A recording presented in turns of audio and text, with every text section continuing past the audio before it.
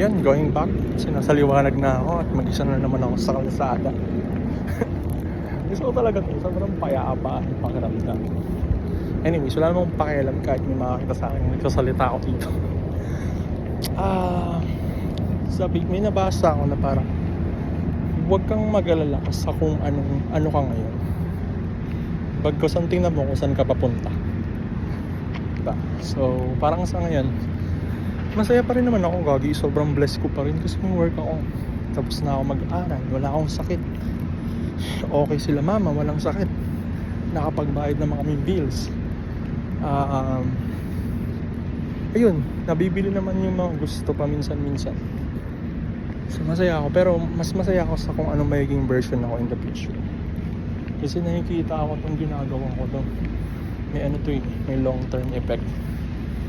Like, sisimula siya sa disiplina. By the way, magto-2K na. So, anting kembot na lang. 2K. So, ba yung sinasabi ko? Going back. Yun. Kung ano man tong version na nagiging ako, yun yung mahalaga.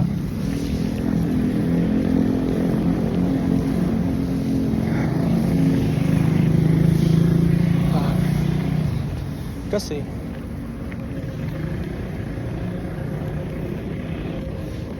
ito kasing version ko na to ngayon. Masasabi ko napansin ko yung lahat ng mga changes. Like parang nasa solo leveling ka. Parang ganong era. Parang yun na. Wala. Minsan kasi pag iniisip mo yung isang bagay na nagko-collapse, parang ang tinitingnan mo lang yung distraction. Pero hindi mo nakikita yung mga rooms na nagiging empty dahil doon. Parang there will be another napaparating na mas maganda, diba? So parang minsan nagko-collapse yung mga relationships, friendships, diba? Parang ngayon kasi naka-isolate ako, monk mode. 6 plano kong laging ganun lang for the next 6 months or kahit hindi.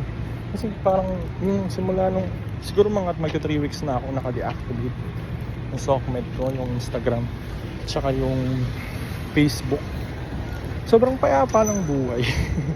Wala akong, alam mo yung parang walang ingay. Kasi hindi ko nakikita yung mga nangyayari sa buhay ng ibang tao. Diba?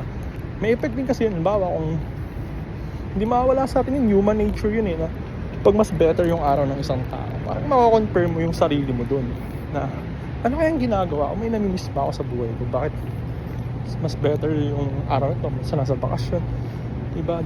Parang ganun, may pressure ng kaunti. Pero kung hindi mo nga nakikita, wala kang access sa buhay ng ibang tao, hindi lang, chill ka lang, wait na natawid ako.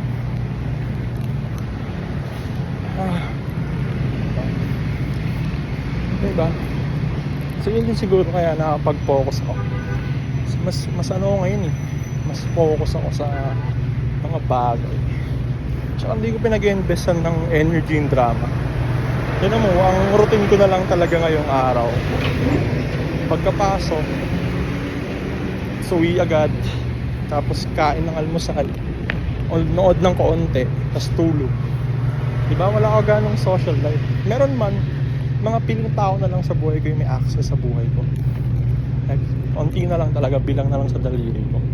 So medyo siya, may solitude, may sobrang payapa, peaceful na gano'n. Dapat dati ko pa ito ginawa. Pero siguro, maturity din, nagmamature din tayo somehow.